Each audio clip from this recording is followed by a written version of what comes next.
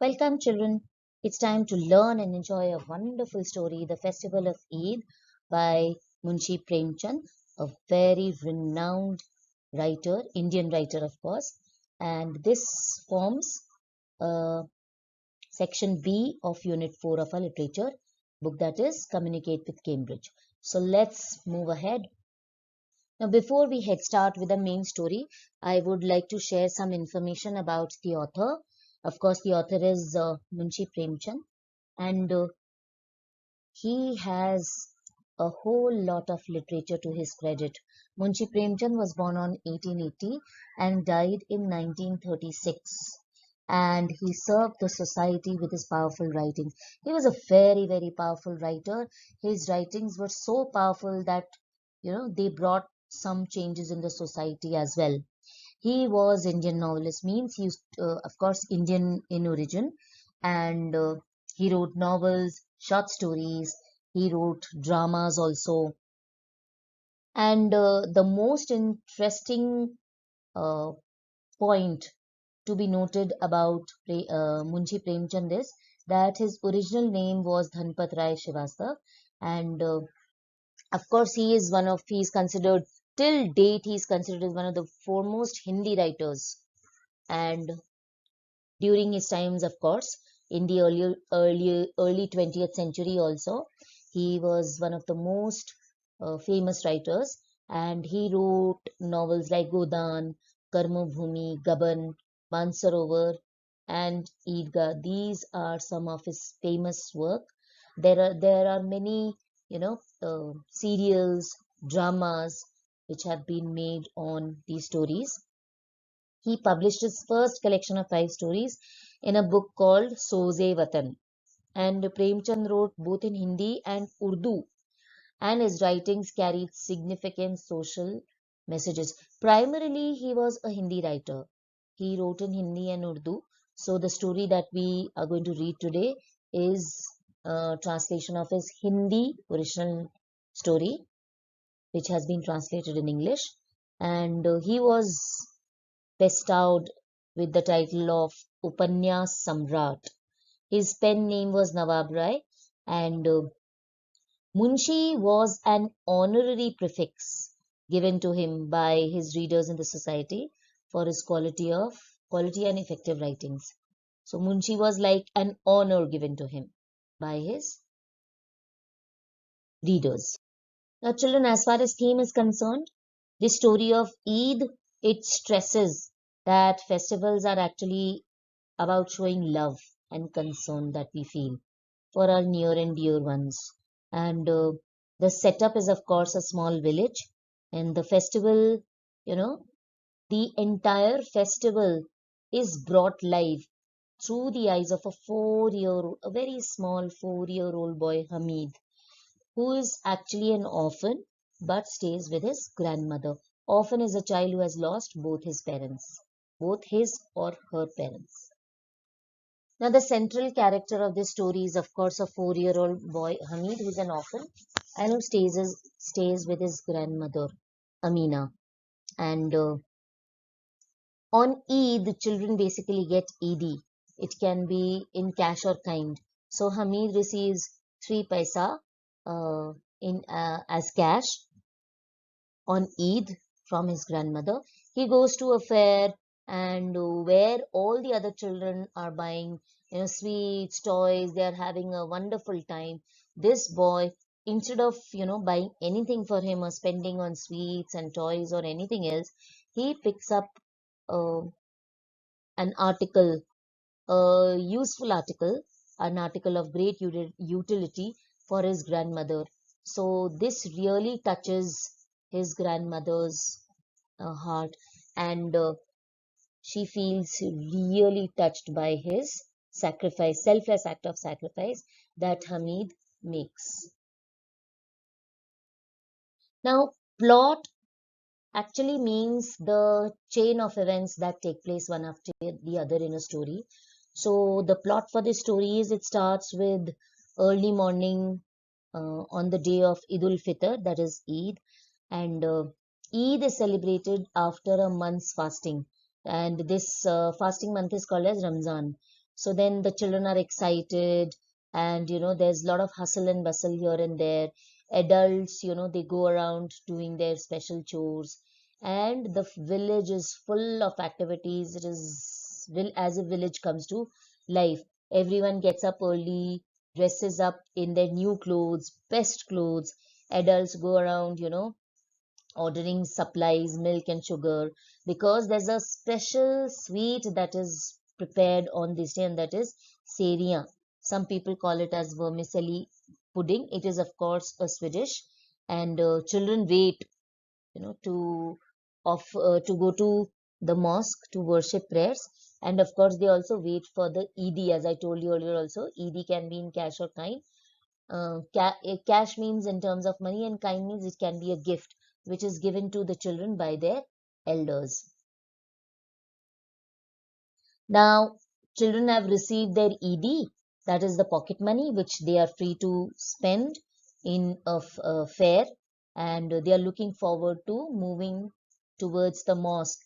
And on Eid, there is a setup, like you have shops around the mosque where people can buy things. They can buy sweets, they can buy toys and enjoy. So at the fair, children usually, buy toys, they enjoy rides and sweets and drinks. Sharbat. Yes, sharbat is one of the important sweet drinks that is usually made and consumed by people on Eid. Then Hamid also goes to the mosque, and along with his friends. But the sad part of the story is he has only three paisa in his pocket. And as he moves on from one shop to the other, he rejects things, because every time he wishes to buy anything, he is reminded that he has only three paisa in his pocket. And he also realizes that he cannot afford to buy any of these articles, neither enjoy rides on the merry-go-round. So Hamid's friends, they go ahead, they go to a toy shop, a sweet shop, they enjoy rides, and they have fun. They have a lot of fun in the fair. Then, but Hamid really has a lot of self-control. He doesn't give in for any of these things, because he is very much aware that he has only three paisa, and he also realizes that he has to use these three paisa wisely. Now, while they are moving here and there, Hamid, Hamid catches sight of a pair of tongs, and when he sees a pair of tongs, iron tongs or steel tongs, whatever it is, he remembers his grandmother, preparing chapatis. And while doing that, she burns her fingers every time she prepares chapati. So without, even thinking, giving it another thought, he actually decides to buy a pair of tongs for his grandmother. And then Munshi Premchand has beautifully described his grandmother's reaction when he, you know, offers the gift that he has bought for her, a pair of tongs, and he gives it to his grandmother. And it symbolizes actually this entire story. The moral of the story, or the takeaway from the story, is, it symbolizes love, caring, and importance of caring and sharing. Now, the entire story in short is that it is a story. Eidgah is a story of a 4-year-old orphan whose name is Hamid, and he lives with his grandmother Amina. Now, Hamid, of course, is the main character of the story. So we can say he's the protagonist. And he has lost his parents recently. So just to convince him, when Hamid asks his grandmother where his parents are, so she tells him that his father has gone to earn a lot of money, and his mother has gone to Allah, the Almighty, to fetch lovely gifts for him. And Hamid, you know, is filled with hope. He is still very hopeful about his parents coming back, returning back with lots of money, and he hopes that his status might change from being poor to a very uh, to child belonging to a rich family. Hamid, despite of the fact that he is very poor, his grandmother, does not have enough money to give him all the luxuries of life. Hamid is a very happy and positive child. And the beginning of the story is like it's Eid early morning, and Hamid sets out with his friends to Eidgah. There are there are other boys who are his friends, and when compared, of course, Hamid uh, very obviously, it's very evident that Hamid is poorly dressed, and his looks are famished, and he has only 3 paisa, whereas his other friends they come from a rich family, and they have a lot of pocket money, that is Eidi. So they go on enjoying rides and candies, sweets, and beautiful clay toys, and but Hamid has to refrain himself from buying all of these because he has only 3 paisa. And every time they buy and enjoy in the fair, they tease Hamid that I mean, why is he saving those 3 paisa?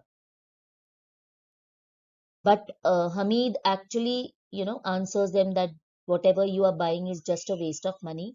And he overcomes Hamid, even though he's 4 year old, he overcomes his temptation to enjoy rides or buy sweets.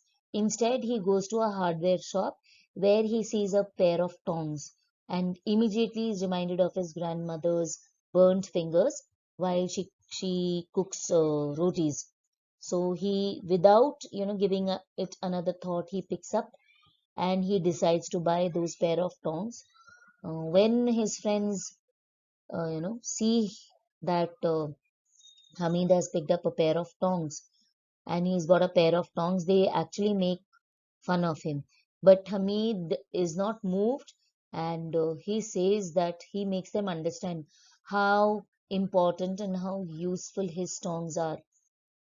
Whereas all the toys and other things that have been bought by his friends, they are temporary and they won't last long.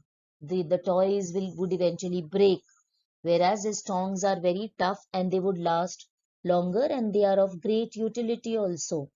Now, on realizing this, one of his friends offers also to exchange his toys with a pair of tongs, but Hamid refuses. And when Hamid returns home, his grandmother is desperately waiting for him.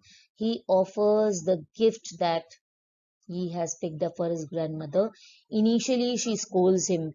She is actually taken aback to see that Hamid did not neither enjoyed rides nor he, bought sweets or bought toys. Instead, he picked up a pair of tongs for her. But later on, you know, her heart cries out and she bursts out into tears, knowing the love and affection, caring nature of Hamid. And she bursts out into tears and blesses him for his kindness. Now, children, as in every story, we do, go through character sketch. So here, there's only one main character, protagonist, Hamid. Now, Hamid, again, I'm repeating it again and again, but yet it is important. He's 4 year old, just 4 year old. He's an orphan and is living with his grandmother. Now, all the situation, all the circumstances are against him. Yet, he proves to be uh, a very wise child and a very mature child. The He possesses a lot of qualities, even though he's 4 year old. His all his other friends are elder to him, yet he proves to be more intelligent than all of his other friends, and he is more intelligent than his age. Then he's loving, sensitive. He understands the importance of money. He also understands how to spend money wisely. He just does not spend without thinking.